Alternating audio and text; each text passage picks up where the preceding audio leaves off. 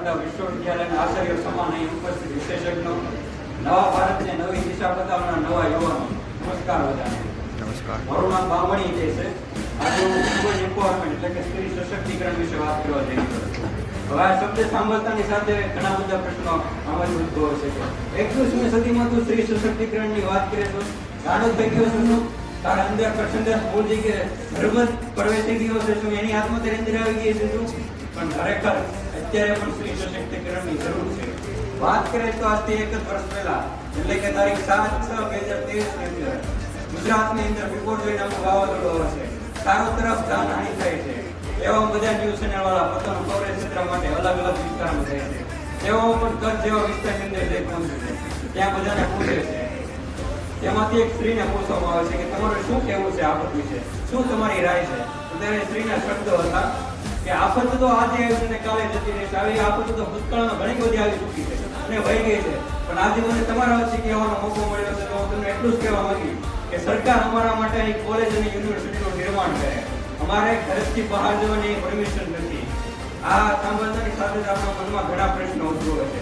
એક સમય એ પણ હતો જેમાં શાસ્ત્રાર્થની અંદર મકર મિશ્રના પત્નીએ આચાર્ય જગતગુરુ કેવા તેવા શંકરાચાર્યને પણ હરાવેલા. અને આજે આ ભારતની સ્થિતિ છે.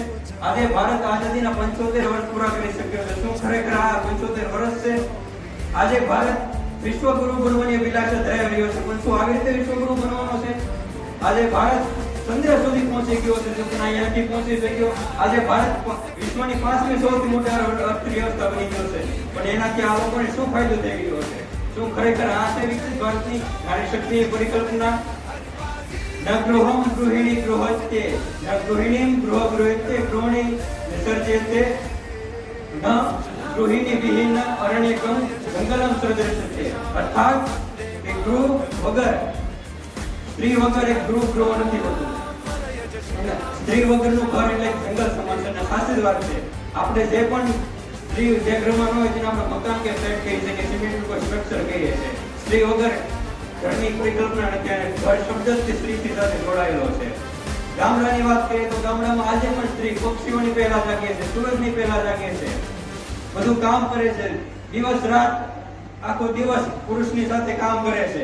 સાંજે આવીને પણ બધા માટે રસોઈ બનાવે છે. એમાં પણ વરસાદનો માહોલ છે. જે હજી ગેસ કનેક્શન નથી પહોંચાતો તે બળતણ તરીકે, ઇંધણ તરીકે લાકડાનો યુઝ કરે. તેમાં પણ વરસાદની સિઝનમાં લાકડા પડી ગયેલા હોય છતાં બી ગમે તેમ કરીને પોતાની રસોઈ બનાવે છે.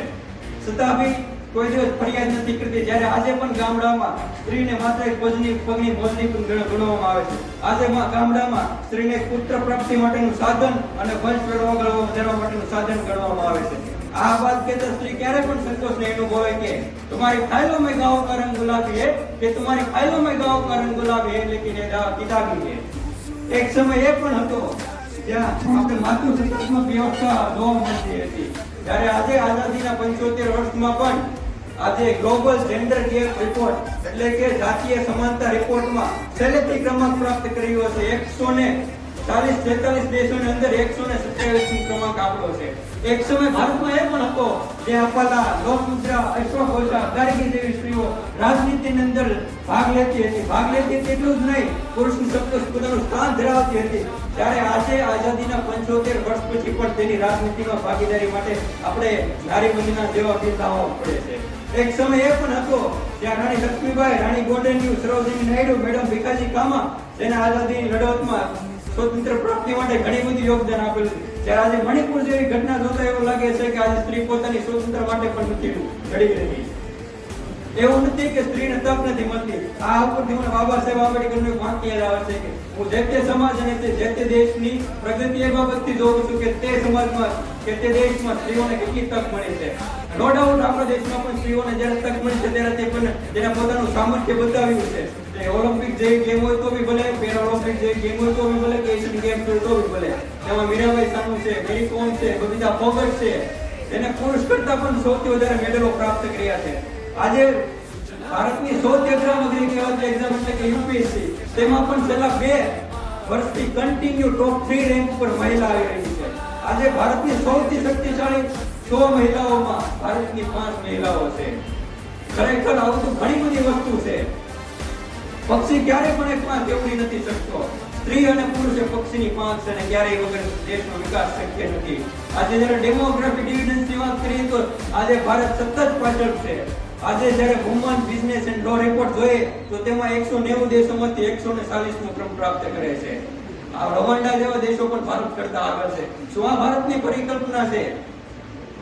સૃષ્ટિ સિદ્ધે શક્તિ વિનાશની ભૂતે સનાતની, અર્થાત કે પૃથ્વીના પ્રલયથી લઈ સૃષ્ટિના સર્જન સુધી પુરુષો સ્ત્રીઓનો ફળ રહેલો છે.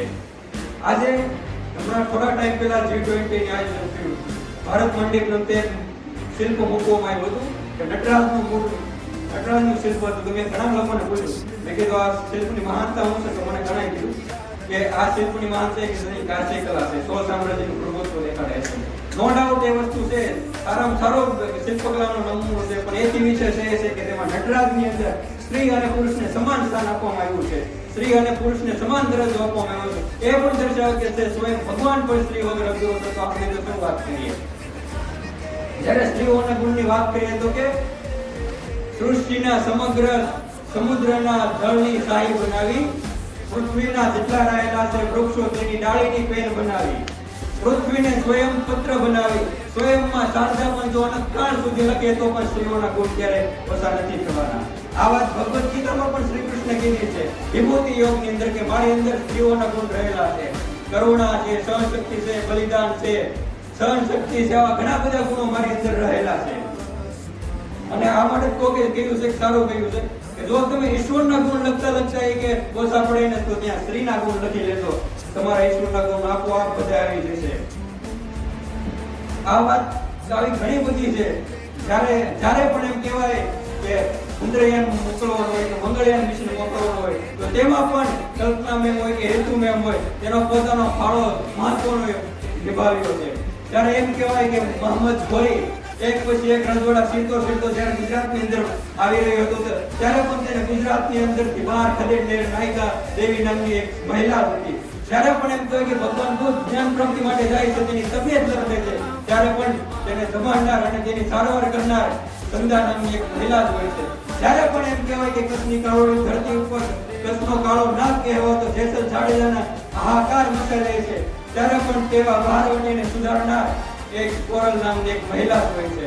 જ્યારે પણ એમ વાત કરવામાં આવે કે પશુ પ્રેમની કે સુરવીરતાની વાત કરવામાં આવે ત્યારે સિંહના મોઢામાંથી પણ પોતાનું વાંસળું છોડાવનાર 16 વર્ષની સારણ કન્યા હીરબાઈ નામની એ પણ એક મહિલા હોય છે. આવી તો ઘણી બધું છે, પણ આવી મણિપુર જેવી ઘટના જોતા, કચ્છ જેવી ઘટના જોતા લાગે કે શું ખરેખર આપણે વિકસિત ભારત બનવા જઈ રહ્યા છે.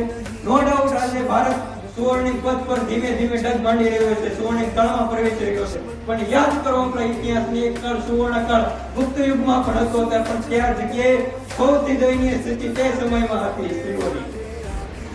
આ છે આપણી ભારતની પરિકલ્પના. વાઘમાઈ ચલાવે છે એ શારદાનું હાસ્ય છે, વાઘમાઈ ચલાવે છે એ શારદાનું હાસ્ય છે, શિવ તાંડવને પણ સમાવે છે એ પાર્વતીનું હાસ્ય છે.